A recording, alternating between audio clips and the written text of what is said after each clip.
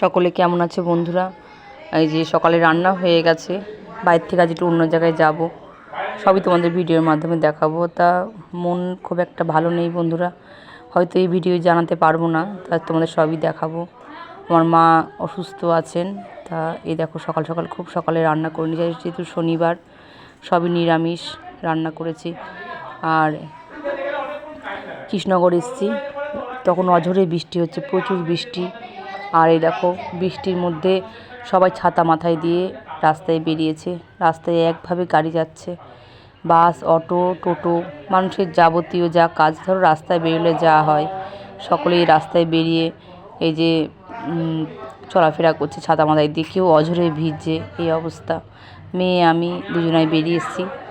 আর বাইরের রাস্তায় এসে তখন আমরা জল পেয়েছি, জল ছিল না সকালবেলা থেকে। তা এসে দেখি অঝোরে বৃষ্টি হচ্ছে মুষলধারায়। আর বৃষ্টির মধ্যে অনেক মানুষ যাদের যাদের নিত্য কাজ সকলেই রাস্তায় বেরিয়ে সেগুলো হয়তো মিটাচ্ছে। আর দেখো লাইন বাস যাচ্ছে, মেয়ে একদিকে দাঁড়িয়ে আছি, তাই দেখো বৃষ্টির জল নিয়ে কীরকম খেলা করছে দেখেছো।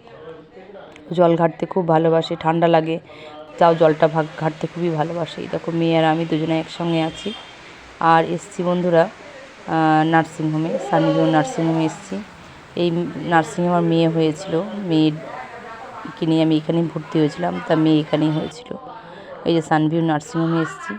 আমার মা অসুস্থ, তা এই দেখো মাকে ডাক্তার দেখিয়ে নিয়ে নবদ্বীপ গঙ্গার ব্রিজ পার হচ্ছি বন্ধুরা। সকলেই ভালো থেকো।